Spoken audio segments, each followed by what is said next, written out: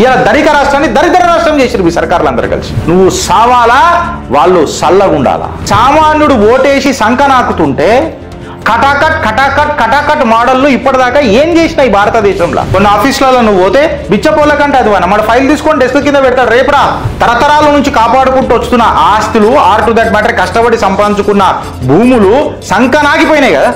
ఇలా చుట్టం చేసుకొని చట్టం మన చరిత్రను చెదలు పట్టిస్తున్నారు ఫ్రెండ్స్.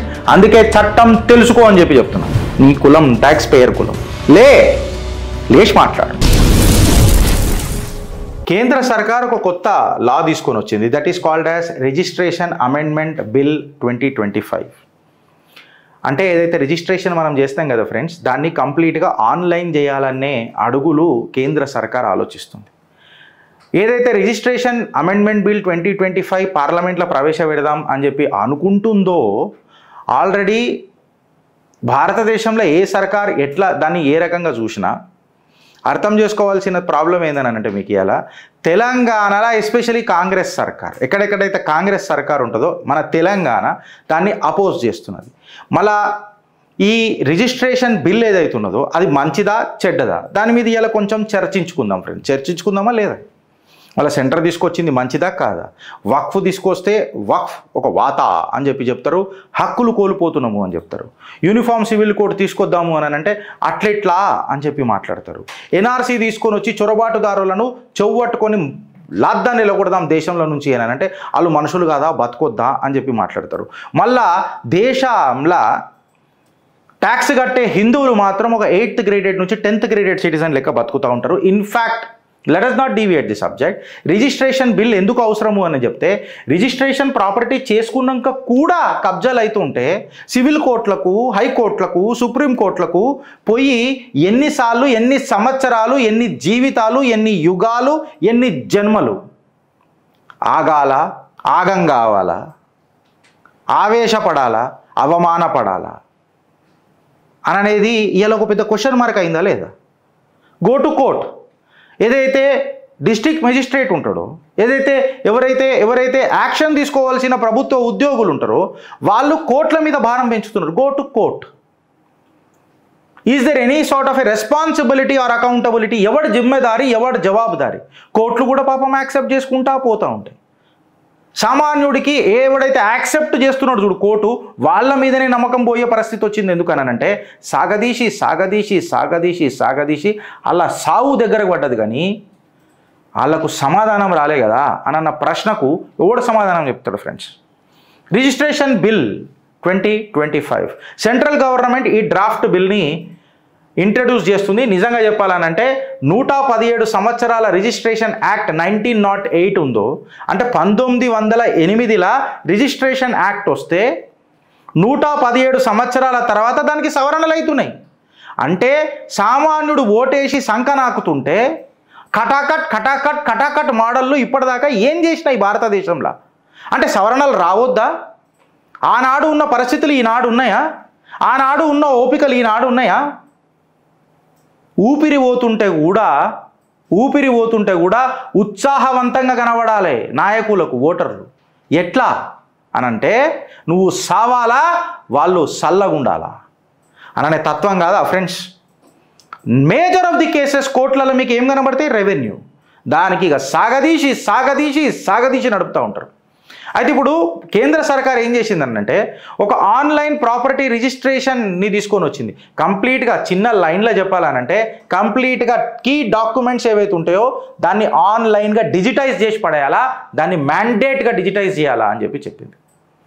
అయితే ఇప్పుడు ప్రజలు పోయి hefty పేపర్ వర్క్ ఏదైతే ఉంటుందో చూడు, మన రెవెన్యూ ఆఫీస్లో చుట్టూ ఇంత కట్టలు తీసుకుపోయి బ్రోకర్గిరి ఉంటుంది చూడు, అవన్నీ బంద్ అయిపోతాయి.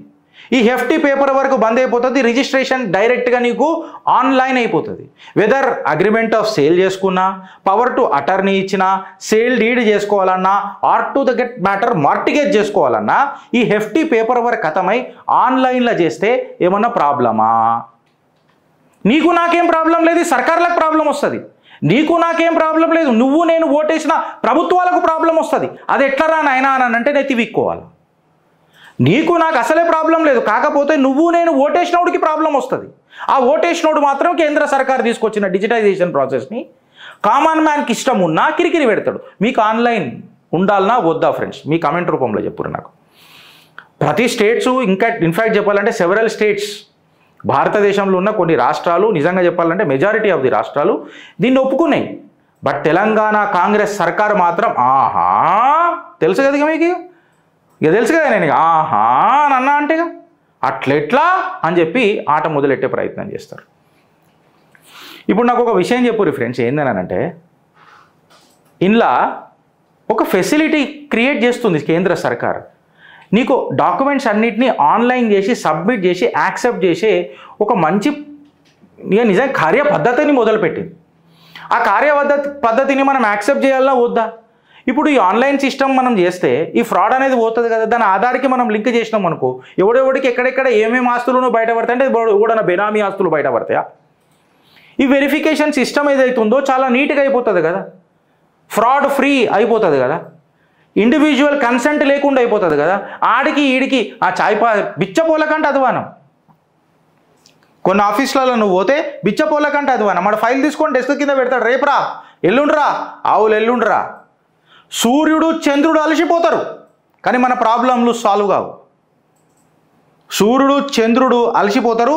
ఇన్ఫ్యాక్ట్ భూ తల్లి నిన్ను ఆ ఎంఆర్ఓ ఆఫీసులల్లా ఆ కోట్లల్లా మోసి ఈ జాగాల నాకు బరువెక్కువైతుంది అనన్నా పట్టించుకునే నాదుడు ఎవడు ఉండడు. బట్ కేంద్ర సర్కార్ ఎప్పుడైతే కొన్ని సవరణలు తీసుకొచ్చి దీన్ని పట్టించుకుందామనంటే ఆహా అని చెప్పి మాట్లాడతారు. ఇప్పుడు మేము ఆధార్ కార్డు పెట్టాం, ఆధార్ కార్డుకి లింక్ చేస్తానంటారు కదా, నేను ఆధార్ కార్డు పెట్టాము అంటే దానికి కూడా ఆప్షన్స్ ఇచ్చింది కేంద్ర సర్కార్. నువ్వు ఆధార్ కార్డు పెట్టకపోయినా ఈ డాక్యుమెంట్స్తో నువ్వు అవైలబుల్ చేసుకో, కానీ ప్రాపర్టీ మాత్రం ఆన్లైన్లోనే రిజిస్ట్రేషన్ చేసుకోనాలి.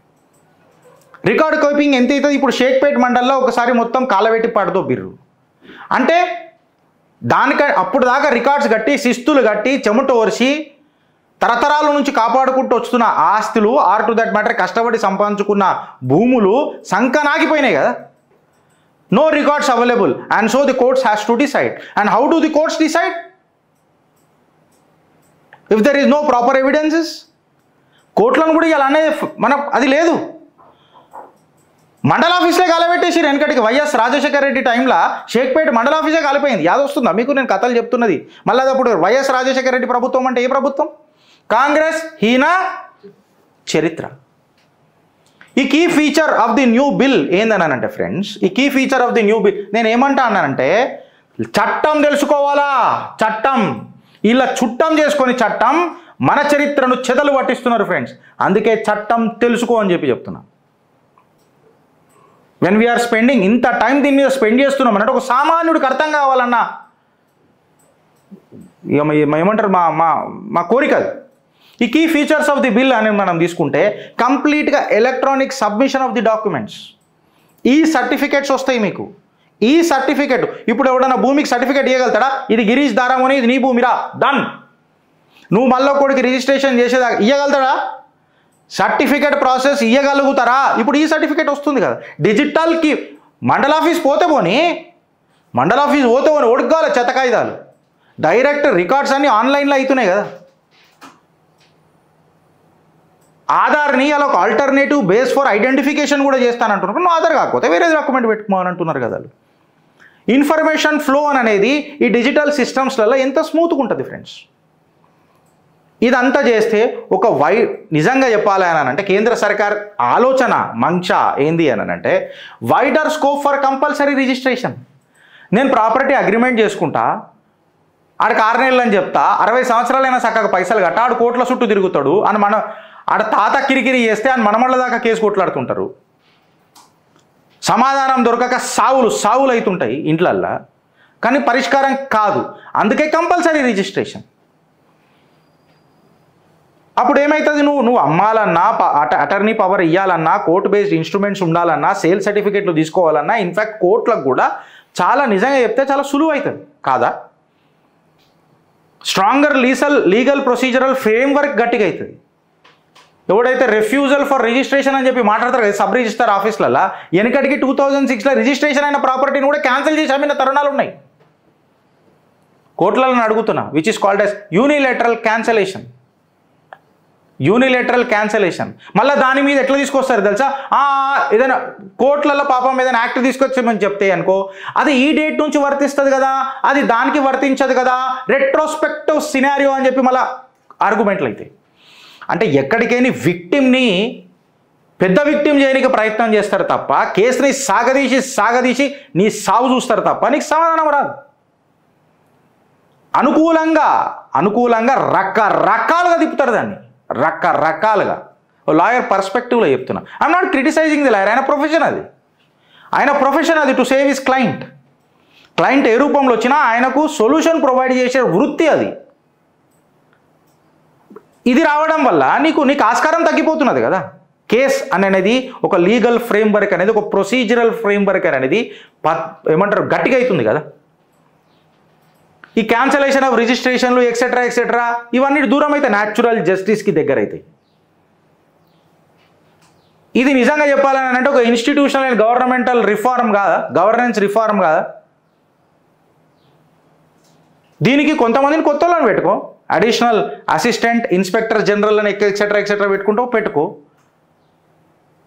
ఇన్ఫ్యాక్ట్ ఎవడైతే రిజిస్ట్రేషన్ చేసుకోవాలో ఆయనకి తెలిసిపోతుంది రిజిస్టర్ అపాయింట్మెంట్ ఉంటుందా ఉండదా, ఏ టైంలో ఉంటుంది అని ఆన్లైన్లో. ఇన్ఫ్యాక్ట్ చెప్పాలంటే సబ్ రిజిస్టర్ ఆఫీస్ ఎఫిషియన్సీ కూడా పెరుగుతుంది కదా. ఎందుకంటే రిజిస్టర్ చేసుకునేటోడికి నాకే తెలుసు ఏ టైంలో ఉంటుంది, ఏ టైంలో ఏమున్నాయని. లేకపోతే అక్కడ ఇన్స్పెక్షన్ పోతా, ఇక్కడ ఇన్స్పెక్షన్ పోతా, పిక్ కట్టలు కట్టింది ఎవరు లేడీడా. రెవెన్యూ ఆఫీసర్లలో ఉన్నంత అవినీతి వేరే డిపార్ట్మెంట్లో ఉందా ఫ్రెండ్స్? మీ కామెంట్ రూపంలో చెప్పురు నాకు. ఇది సిటిజన్ ఫ్రెండ్లీ అప్రోచ్ కాదా? దేశ ప్రధాని నరేంద్ర దామోదర్ దాస్ మోదీ నాయకత్వంలో తీసుకొచ్చిన ఈ బిల్ నిజంగా చెప్పాలనంటే సిటిజన్ ఫ్రెండ్లీ అప్రోచ్ కాదా? సింపుల్ లాంగ్వేజ్లో ట్రాన్స్పరెంట్గా డిజిటల్ రికార్డ్స్ మెయింటైన్ చేయడం తప్ప, ప్రొసీజర్ను సింప్లిఫై చేయడం తప్ప, సామాన్యుడికి సమాధానం దొరికే విధంగా సవరణలు అవుతుంటే ఇలా సావుగాను ఇలా ప్రభుత్వాలది దానికి అడ్డుకట్టేయడం కరెక్టా? మీ కామెంట్ రూపంలో చెప్పురి ఫ్రెండ్స్. ఇప్పుడు తెలంగాణలో లొలిపెట్టిరా ప్రభుత్వం, తెలంగాణ సర్కారు లొలిపెట్టింది. టైమ్స్ ఆఫ్ ఇండియాలో పెద్ద కథ దీని మీద. ఈ సెంటర్స్ ఏదైతే డ్రాఫ్ట్ రిజిస్ట్రేషన్ బిల్ ఉందో దీన్ని మేము అపోజ్ చేస్తాం, నువ్వు ఏదో యాక్సెప్ట్ చేసినావనని ఫార్మలీ అబ్జెక్ట్ చేస్తున్నామని చెప్పారు. ఎందుకు అని అంటే స్టేట్ రెవెన్యూస్ ఎఫెక్ట్ అవుతున్నాయట. నువ్వు స్టేట్ రెవెన్యూ వచ్చినా తెలంగాణ సర్కార్ని ఇలా డంకేపే చోటు అడుగుతున్నా. నీకు స్టేట్ రెవెన్యూస్ వచ్చినా దాన్ని సద్వినియోగం చేసే కెపాసిటీ ఇలా ఈ సర్కారులు ఉన్నాయని అంటున్నా. అడ్డమైన వాళ్ళకు సబ్సిడీలు ఇచ్చుకుంటా, నువ్వు అది చేసుకుంటా, ఏది పడితే అది చెప్పుకుంటా. సరే నువ్వు ఆ సబ్సిడీలు ఇచ్చినప్పుడన్నా వాళ్ళు ప్రయోజకులు అయ్యారనంటే కాలే. నువ్వు దళిత బంధు ఇచ్చినానన్నావు, దళిత బంధువుల లిఫ్ట్ చేసిన వాళ్ళని ఆ గరీబీ నుంచి నువ్వు వీళ్ళకి ఎవరికో ఇచ్చినావా? మైనారిటీ బిల్లు తీసుకొని వచ్చినావు, వాళ్ళు ఏమైనా బాగుపడరా? వక్ఫ్ బోర్డుల కింద సచ్చార్ కమిటీ చెప్పింది 12,000 కోట్లు జనరేట్ చేయొచ్చు అని చెప్పింది. మళ్ళీ వాళ్ళకి బడ్జెట్ అవసరమా? మైనారిటీలకు ఇవ్వాలి. మైనారిటీలు అంటే ఓన్లీ ముస్లిమ్స్. మైనారిటీలు అంటే మీరు అందరూ కలుపుకోరు. వక్ఫ్ అనేది కేవలం ముస్లిమ్స్కే వర్తిస్తుంది ఫ్రెండ్స్. మిగతా వాళ్ళందరూ కాఫీర్ కానీ అది అర్థం కాదు మైనారిటీలందరికీ. మైనారిటీలు ఉన్న మెజారిటీ ఉన్న మైనారిటీలు ఉన్న మెజారిటీయే ముస్లింలే దాన్ని వాడుకుంటారు. So let us not debate the subject into the scenario. నేను చెప్తున్నా పనికిరాని సబ్సిడీలు అవసరమా అని అంట. నువ్వు ప్రయోజకులను చేయి. నిరుద్యోగ భృతి ఇస్తా. అరే ఉద్యోగం మీరా భయ్, నిరుద్యోగ భృతి ఎవరికి కావాలా? నెలకు వచ్చే 25,000 రూపాయల జీతం కావాలా నా జీవితం నిలబెట్టనికే? లేకపోతే నువ్వు ఇచ్చే బిచ్చం నిరుద్యోగ భృతి కావాలా? అది కూడా స్టార్ట్ కాలేదు. ప్రామిసెస్ మాత్రం పెద్దగా ఉంటాయి. స్టేట్ రెవెన్యూస్ అంట, స్టేట్ రెవెన్యూస్ గంట దేనికోసం అని అంటున్నా. ఇలా ధనిక రాష్ట్రాన్ని దరిద్ర రాష్ట్రం చేసిరు మీ సర్కారులు అందరూ కలిసి. బంగారు తెలంగాణ అని అన్నారు, బద్మాష్ల తెలంగాణకు అప్పచెప్పిరు. ఇవాళ పేరుకి బంగారు తెలంగాణ అని మాట్లాడతారు కానీ పాలించేది బద్మాష్ తెలంగాణ వాళ్ళే కదా, అడ్డమైన స్కీములు తీసుకొని వచ్చి. ఇలా రిజిస్ట్రేషన్ ప్రాసెస్ని నువ్వు కాంప్లికేట్ చేస్తున్నావు నీ సబ్ రిజిస్టర్ ఆఫీసులలో. దాన్ని క్వశ్చన్ మార్క్ చేసి ఆన్లైన్ చేద్దామంటే నీకు లొల్లు ఏమొచ్చింది? ఇలా చూడు, మోస్ట్ కంటెన్షియస్ ఇష్యూస్ అంట. ఇలా లాంగ్వేజ్ చూడరు మీరు. టైమ్స్ ఆఫ్ ఇండియాలో వచ్చింది. Contentious issues are proposed that the move toward full online registration may open the door to fraud and impersonation అంట. ఆన్లైన్ చేస్తేనంట ఫ్రాడ్ అవుతుందట. అంటే అడ్డమైన ధరణి పోర్టల్ తీసుకొని వస్తే అవుతుంది. అడ్డమైన మీరు ఫారెస్ట్కి తీసుకొని వచ్చారు భువన్ పోర్టలు. మీ భువన్ పోర్టల్లో కొలిస్తే లెక్క ప్రకారం పోయి చూస్తే భువన్ పోర్టల్ ఉన్న దానికి దీనికి ఆకినేపల్లి విలేజ్ అనే చెప్తున్నా. ఆకినేపల్లి విలేజ్ అనే 7,700 ఎకరాల భూమి, అటవీ భూమి గాయబైపోయి ఉన్నది. మీ లెక్కలే చెప్తున్న అటవీ శాఖది. అట్లా లెక్కలు తీసుకొని చూస్తే మినిస్ట్రీ ఆఫ్ హెచ్ఆర్ఐటీ డిపార్ట్మెంట్ కింద మాట్లాడిన మీ సిగ్గులు శరాలు లేని మళ్ళీ బూతులు వస్తాయి నాకు. మీకు జీతాలు ఇచ్చి మనం ట్యాక్స్ పేర్లను జీతాలు కడుతుంటే 19 లక్షల ఎకరాల భూమి సంకనాగిపోయింది అటవీ శాఖ భూమి తెలంగాణలో. I'm ready to face the challenges. Are you ready to give me the answers? ఒక ఏమంటారు లైవ్ షో పెడదాం. ఫారెస్ట్ బాధితులు ఫారెస్ట్ డిపార్ట్మెంట్ మీదనే, ధరణి బాధితులు రెవెన్యూ డిపార్ట్మెంట్ మీదనే. లైవ్ ఒప్పుకుంటారా? ప్రజల క్వశ్చన్లకు ఛాలెంజ్ చేయగలుగుతారా? దరిద్రం దండయాత్ర చేస్తున్నది రాను తప్ప దరిద్రం ఎవరిది పోతలేదు, దూరం అవుతలేదు దరిద్రం. ఆన్లైన్ అంట ఫ్రాడ్ క్రియేట్ చేస్తుందట. మళ్ళీ వీళ్ళు సుఖమైన వాళ్ళు వీళ్ళంతా లోపల ఉన్నోళ్ళు అందరినంటలే. నేను ఎవడైతే మళ్ళీ రెవెన్యూ ఆఫీసర్లు లంగలు లుచ్చలు దందలు ఏసీబీ ఆఫీసర్లకు వాళ్ళకి ఎందుకు దొరుకుతారు? మీరు చెప్పురి ఫ్రెండ్స్. సబ్ రిజిస్ట్రార్ ఆఫీస్ ముంగట పోయి మనం చేతులు కట్టుకొని నిలబడాలి ఆయన మర్సీ కోసం. ఆయనకు జీతం ఇచ్చేది నువ్వే, భూమి కొనేది నువ్వే, గవర్నమెంట్కి ట్యాక్స్ కట్టేది నువ్వే, మళ్ళా సబ్ రిజిస్ట్రార్ ముంగట చేతులు కట్టుకోవాల్సింది నువ్వే. ఆయన మూతబరి చెలాస్తే ఆ మూతబరికి నువ్వు మడుగులు ఒత్తాల్సింది నువ్వే, మళ్ళీ ఆయనకి ఏదైనా ముడుపులు కట్టుకోవాల్సింది నువ్వే. ట్యాక్స్ ఎన్నిసార్లు కడతావు, లంచం ఎన్నిసార్లు కడతావు, ఎన్నిసార్లు కింద పడతావు? ఓ ట్యాక్స్ పేయరా, నీ కులం ట్యాక్స్ పేయర్ కులం. లేచి మాట్లాడు, లేచి మాట్లాడని అంటున్నా. దానికి మళ్ళీ నువ్వు ప్రభుత్వ ఉద్యోగిని ఏమని అన్నావనుకో, సార్ నాకు లేట్ అవుతుంది అని అంటే గవర్నమెంట్ ఉద్యోగస్తుడి మీద నువ్వు అట్లా మాట్లాడతావా? ఆహా, ఓహో, మీకు అర్థమవుతుందా అని చెప్పి చెప్తున్నా ఫ్రెండ్స్ నేను. తెలంగాణ సర్కార్ ఏమంటుందంటే మాకు 15,000 కోట్లు గండి పడుతుంది ఈ రెవెన్యూ స్టాంప్స్ అండ్ రిజిస్ట్రేషన్స్ ఈ బిల్లు వల్ల అని అంటది. 15,000 కోట్లు. నువ్వు అడ్డమైన స్కీములు తీసుకొచ్చి స్కాములు చేస్తే దానికంటే ఇది మంచిదే. అట్లీస్ట్ ప్రజలల్లా సేఫ్ సైడ్ ఉంటుంది ఇది. వాళ్ళు ఏం చెప్తారని అంటే article 265 of the constitution gives authority to the states to collect taxes అని చెప్తారు. But if you are collecting the taxes my dear government, it is also your duty to see that the state finances are in healthy condition. State యొక్క financial conditions ఉండాలి. Plus దాన్ని చేయాల్సిన బాధ్యత కూడా ప్రభుత్వాలది కాదా friends? ఈ బిల్లు కేంద్ర సర్కార్ తీసుకొచ్చిన బిల్లు మంచిదా కాదా మీ దృష్టిలో? ఉన్నది చెప్పినా నేను కంప్లీట్గా. ఆన్లైన్ ఉంటే మీకు ఎంత మంచిగుంటుందో తెలుసు. కూడా లంచం తీసుకునేటప్పుడు గూగుల్ పే చేయమని కూడా మాట్లాడాడు. ఎక్కువ మటుకు పెద్ద అమౌంట్ ఉంటే క్యాష్ కావాలి బ్రదర్, ఎందుకు పట్టకపోతావనా? ఎందుకు ఇచ్చిండు అనండి? డిస్ప్రపోర్షనేట్ అసెట్స్ ఏడికైనా వచ్చినాయి మళ్ళీ గాడికనే వస్తాయి. ఆన్లైన్ చేస్తే కిరికిరే ఉండదు కదా. లంచాలు ఆన్లైన్లో తీసుకోమని మళ్ళీ దమ్ము ధైర్యాలు ఉంటాయి. మీ అమూల్యమైన అభిప్రాయం మీ కామెంట్ రూపంలో తెలుపుండ్రి ఫ్రెండ్స్. భారత్ మాతాకి జై.